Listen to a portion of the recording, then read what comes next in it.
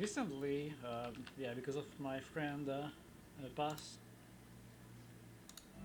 Ready! Welcome to the next game. Playing the blue. What? Playing the blue. Zerg. Crackling char playing the red. Protoss barcode. So, we are back, guys, and continuing the fun. And I didn't have the chance, I didn't take the chance in the first game to make fun, you know, I forgot to make fun regarding the beginning of the game or the startup, because I could have said easily that look at these guys, this we have hack going on. Look at this, we have two players, so one against one, you know, one versus one, very nice. But look at that, there are actually five players. Look at that, five players are playing the five players are playing one against one. So anyway, yeah, I didn't do that, but I'm doing it right now. Of course, it's not really funny anymore. Wouldn't have been funny for the first time as well, you know. But anyway, and right now we still have no. It's like, why there are five? Okay, there is one observer, I guess. So yeah, there is one observer. This time, finally, we have only one macro player and one micro for both sides. So basically, Selbit is playing for the Protoss player, and Pass is playing for Crackling, the blue player. So Crackling is controlling the macro part, hatcheries and drones, and Pass will be controlling the units. I hope he will not pass out, you know, and then I hope he's passing time. I mean, yeah, this is a nice name. I did he pass the exam? Of course, yeah. I mean, he's here and already controlling the Zerglings. Well, yeah. So basically, the Protoss player is the main task for the Protoss player at this phase of the game is to keep the probe alive. The longer the probe is alive, the more intel you can get, and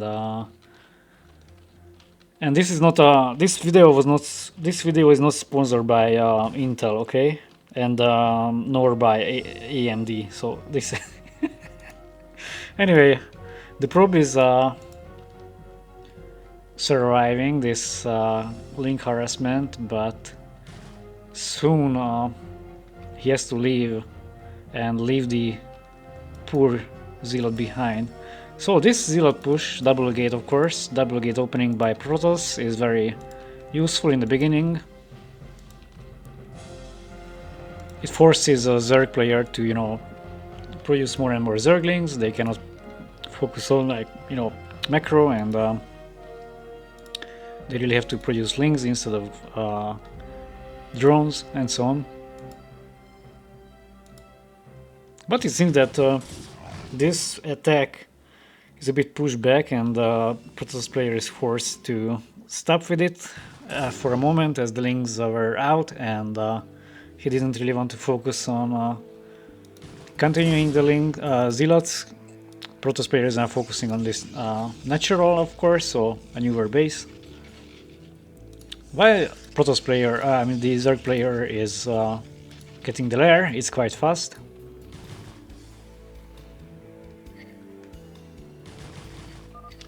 So a Mutalisk play will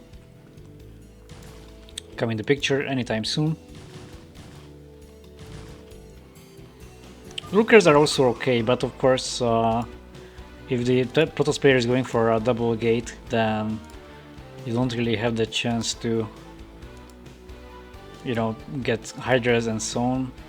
Better to get some defense, get some links, and then basically the links and the Sunkens can handle the Zealots, and this way in the background you have the chance to slowly prepare for Mutalisks, as the Protoss player is basically focusing on Zealots, and actually if this attack fails, then game is like kind of over, because the red player doesn't have anything basically against the Mutalisk, so he will have to put down some cannons, but of course it really slows down the economy and so on, and he doesn't even have gas yet, so no Corsairs will be available. Only 3 Zealots survive and actually got inside. And not too much damage was done, so I think like this was quite alright for the Zerg player. They didn't really lose too many drones, but let's see the other side. So let's see if these two lings are able to get any kills or any harassments, and more lings are sent. So basically Spire is on the way, lings are sent, there are 2 cannons basically, so this won't really do that much, especially if the Zealot is also blocking the way. The other advantage of this kind of macro and macro game is that you can really, you know, afford like giving advice to you can really afford giving advice to each other, and really just focus on, you know, playing. Anyway, I was wrong, and it's not Selbit who is playing, but or doing the micro part, but Star Styler. So it's Orange's Star Styler, and he's the one focusing here, and Selbit is an observer.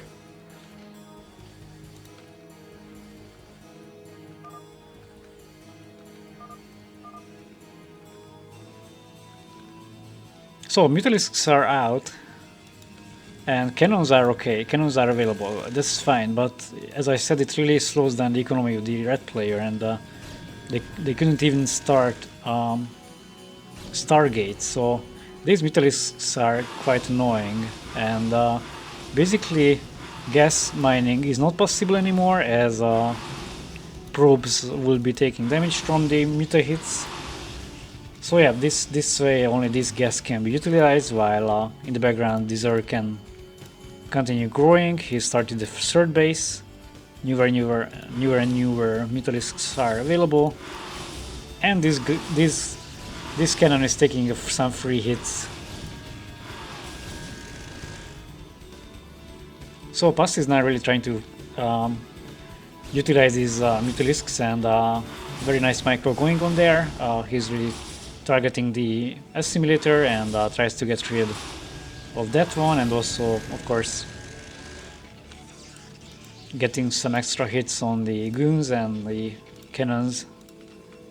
So he had to excuse me, so I had to go out with the Mutas and stop for a moment.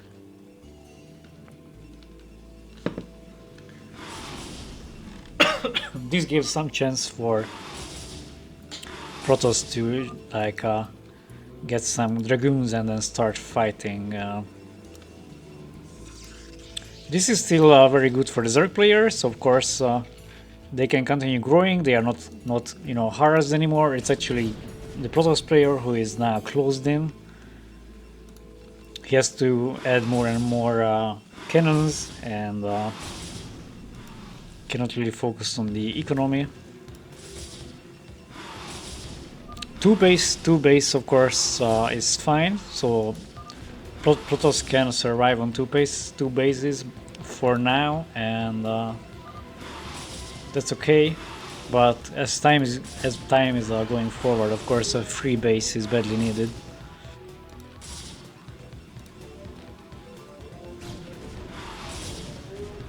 So this assimilator will go down, and that's again gas mining denied on one side, and only one gas is available for the Protoss player, which is not that great, as dragoons are badly needed here. So one probe is finally out and can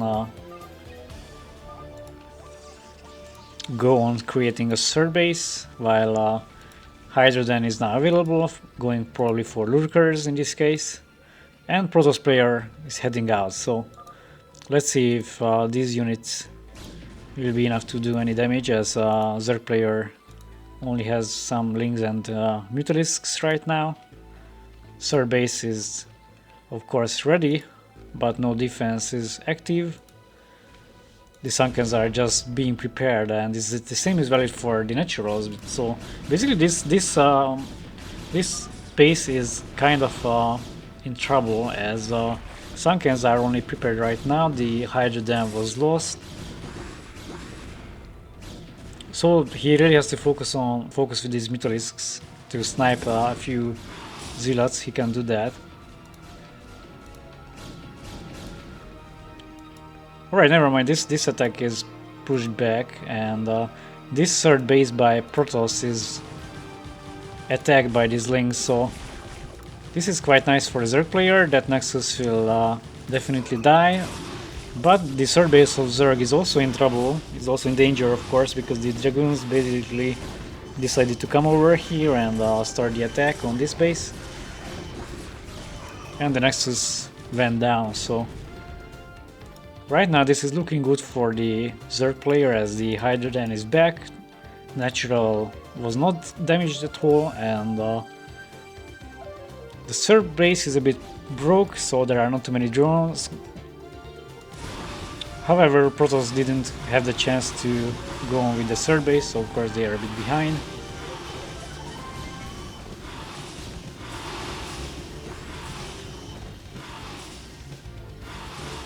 And these goons were basically chased away. Alright, quite an active game, I must say. So it's like wasn't the game before was a bit slower to start out, and it's like finished quite fast. But this game is like quite a nice game, as multiple things are happening, different places and so on. So yeah, this is quite aggressive Zerg, I must say. So still Mythalisks are in play, and Hydras are now produced, which will probably become lurkers soon. And of course, it's very important to keep the Mythalisks alive, as they can be used to snipe the High Templars and so on, get some Zealots. And the Protoss player doesn't have an observer yet, so once the lurkers are out, he really has to retreat and survive until observer is available. And these Zealots are now heading towards this new base, so this new base can be denied. It's quite crucial for the Protoss players to basically get rid of any new Zerg bases. He cannot really let Zerg grow, as Protoss is still on 2 bases, and this third base will also be destroyed right now. So in default of Templars, well, he has right now a few Templars, but yeah, it's like without Templar drops and storms, it's very hard to progress, as lurkers are now out, and basically the way is blocked, so Red cannot really come outside anymore. He will badly need observers and Templar storms to break.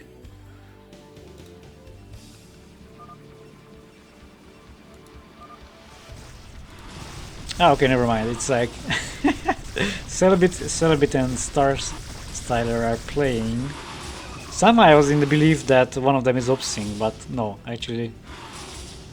Alright, so okay, wow, this is a 2 versus 3 actually. So for the Zerg player only Pass is playing, but for Red player he has 2 players, so it's kind of unfair, because multiple players are controlling the units, so it's I guess it's very tiresome for Pass, as he's alone. He has to control all the Zerg units alone, and the Protoss units are controlled by multiple players, so it's a bit easier.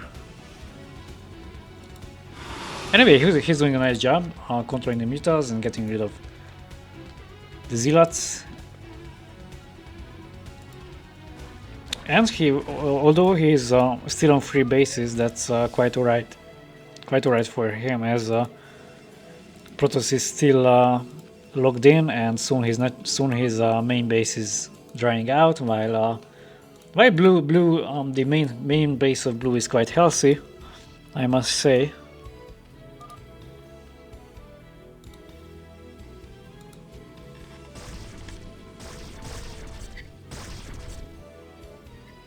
basically on these maps you don't even have to win. You know, you can. I mean, you don't even have to kill and everything. You can just simply get the other player to dry out, you know, on resources, and you can simply win the game by taking all the bases. So I just sorry guys, I will die right here, suffocating. I started laughing while I was talking. That's not the great thing. So if I stop talking, I died. So anyway, I started laughing because there was one game. Sometimes I am also playing these maps, you know, for fun, and there was one game where my opponent had only two bases, like the main one and the naturals, and I basically occupied all the other places. Really, like all the other bases were taken by me, and then I was just waiting for him to, you know, to leave. He was turtling like he had mass tanks, you know, mass tanks with mass raids or something like this, and he didn't really want to come outside. And then it was so hard to break him because of the mass tanks and the mass raids. And eventually I just took all the bases. I was waiting for him to dry out, and that's it. I just simply won after a time because of course I had the mass economy. I could replenish my units, but yeah, it was very funny. Alright, so basically the Protoss player was able to come outside. Meanwhile I was suffocating. The goons and the High Templars and Sizzlers were doing a nice job getting rid of the lurkers and the units. And right now Protoss is commencing the attack. I'm not too sure about that. I will be staying a bit back and focusing on getting units, getting more economy, expanding and so on. But of course he didn't want to wait more.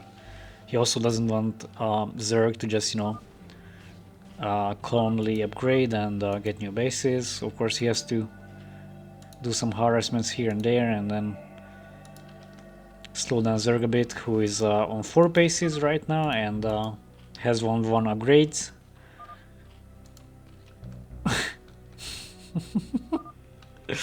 Alright, yeah, that's it. GG.